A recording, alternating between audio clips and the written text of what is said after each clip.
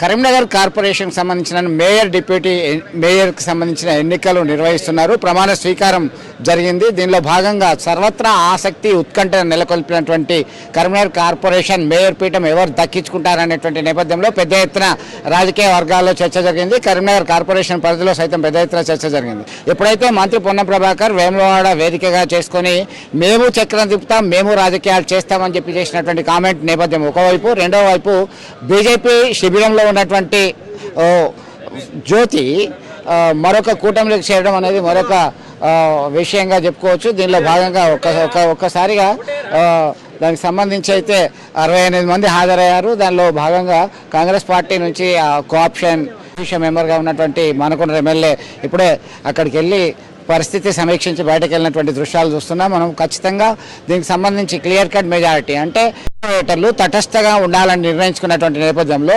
69 కాస్త 59కి పడిపోయింది. 59లో స్థానిక ఎమ్మెల్యే గంగ్ల కమలాకర్ సైతం రాలేదు. వాళ్ళందరూ కూడా 10 డిలీట్ చేస్తే 59 మందిలో మోర్ దాన్ 50%, 30 అంటే సరిపోతుంది. ఆటోమేటిక్గా రెండవ డివిజన్ కార్పొరేటర్ కొలగాని శ్రీనివాస్ మేయర్గా, అలాగే 42వ డివిజన్కి సంబంధించినటువంటి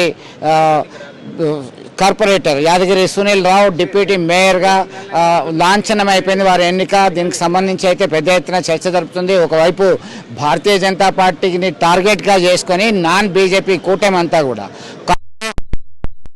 ఆల్ ఇండియా ఫార్వర్డ్ బ్లాక్ ఇండిపెండెంట్లని లాగే ప్రయత్నం చేసి చాలా ఆసక్తికరమైన రాజకీయాలకు తెరదీసినటువంటి నేపథ్యంలో ఖచ్చితంగా ఎట్టి పరిస్థితుల్లో కరీంనగర్ కార్పొరేషన్ పీఠంపై కాషాయ జెండా ఎగరేస్తానని ముందు నుంచి చెప్తున్నటువంటి కేంద్ర హోంశాఖ సహాయ మంత్రి బండి సంజయ్ ఒక్కసారిగా తనదైన స్టైల్లో చక్రం నింపారు. ఆ శిబిరం నుంచి మరో 2 ఇండిపెండెంట్లు సపోర్ట్ చేయడానికి వచ్చినటువంటి పరిస్థితిగా మనకు అందుతున్నటువంటి సమాచారం. ఖచ్చితంగా భారతీయ జనతా పార్టీకి సంబంధించినటువంటి మేయర్ అభ్యర్థి అవుతారనేటువంటి ధీమా ముందు నుంచి ఉన్నటువంటి నేపథ్యంలో అదే నిజం కాబోతుంది. వీడియో జర్నలిస్ట్ సుమంత్తో కలిసి